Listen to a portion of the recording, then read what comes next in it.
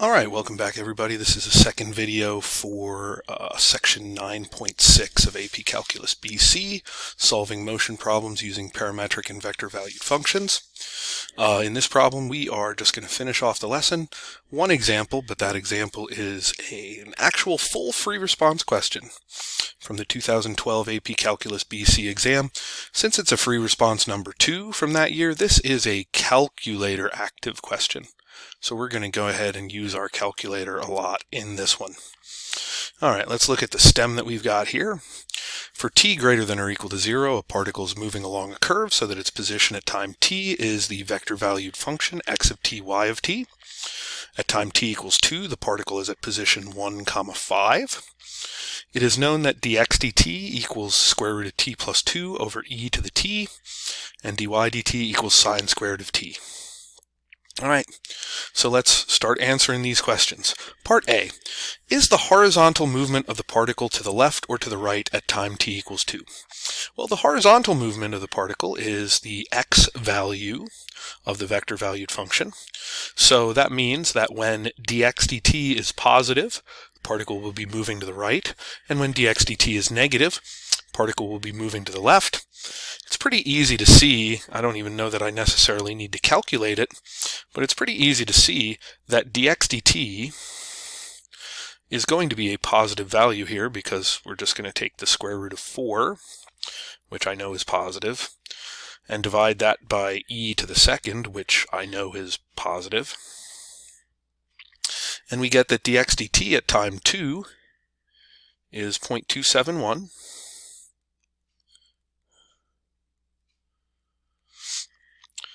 So the particle is moving to the left,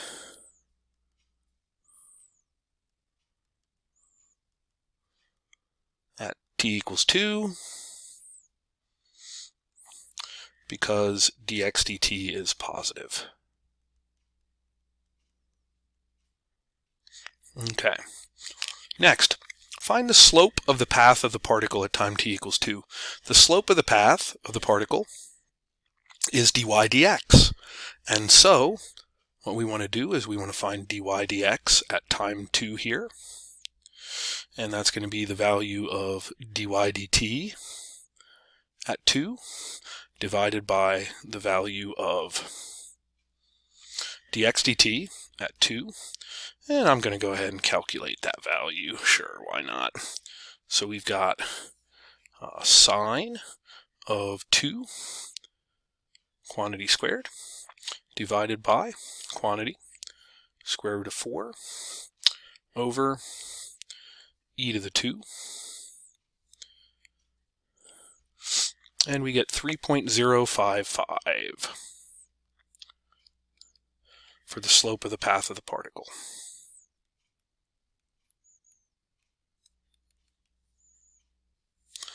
Okay. And by the way, there 3.054 would have also been acceptable. And if we needed the value of dx dt, which we actually didn't, 270 would have been acceptable there. All right, part B. Find the x-coordinate of the particle's position at time t equals 4. Okay, so here we're trying to find the position or a characteristic of the position at time 4. We know the x-coordinate of the particle at one other time value, that time value being 2. At time 2, the particle's at position 1, 5, which means that the x-coordinate there is 1. So, in order to find this, I'm going to take, I want the position at 4, that's going to be equal to the position at time 2, plus the integral from 2 to 4 of the velocity. And so setting this up, x of 4 is going to be equal to the x-coordinate at 2 is 1. So it's going to be 1 plus the integral from 2 to 4 of dx dt. And then I'm going to turn to my calculator. I've got 1 plus the integral of square root of t plus 2 divided by e to the t with respect to t from 2 to 4.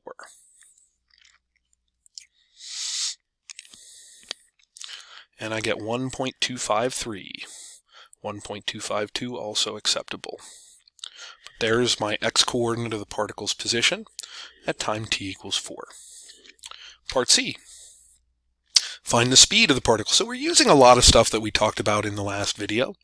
Finding the speed of the particle here at time t equals 4, and then finding the acceleration vector of the particle at time t equals 4.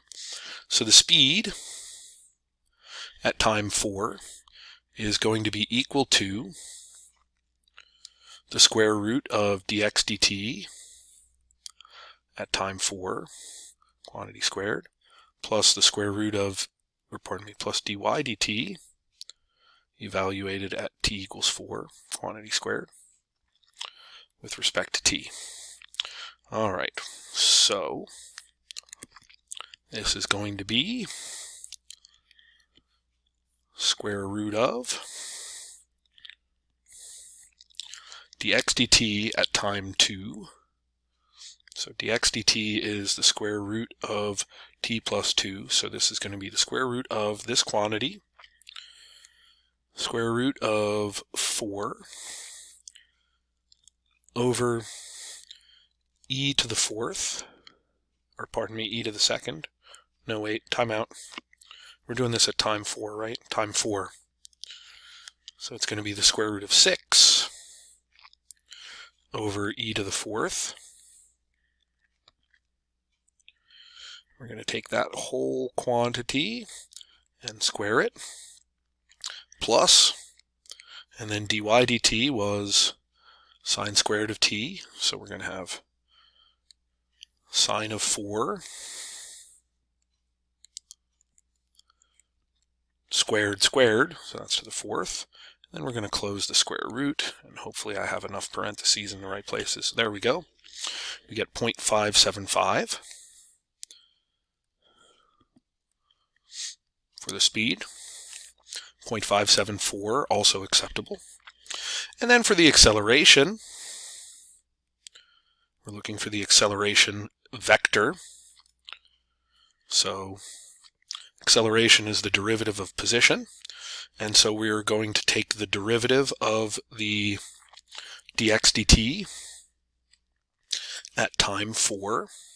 So the derivative of square root of t plus 2 over e to the t with respect to t at t equals 4. You get negative 0.041. And then for the y-coordinate, we're going to take the derivative of dy dt. So that's sine of t, quantity squared, with respect to t, evaluated at t equals 4. Ooh, what did I do? I put too many parentheses in there? Oh no, I missed a bar. I put too many parentheses in there. Sine of t, quantity squared. Oh yeah, no, that's fine. 0.989, sorry about that. Had a little trouble reading there. And there's our acceleration vector. All right, part D, last part. Find the distance traveled by the particle from time t equals 2 to time t equals 4. So that means we're going to take the integral from one end of the interval to the other of the speed, which is dx dt quantity squared, plus dy dt quantity squared. And so we're going to go ahead and find this value. And we've got the integral of the square root of the quantity square root of t plus 2 over e to the t squared plus quantity sine of t to the fourth because it's sine squared of t quantity squared. Close the radical with respect to t from 2 to 4. And hopefully I didn't miss anything while I was typing there. Looks like we're good. Might take a few moments here to calculate this value. Come on, calculator, you can do it. You can do it. I have faith in you. I thought I had faith in you.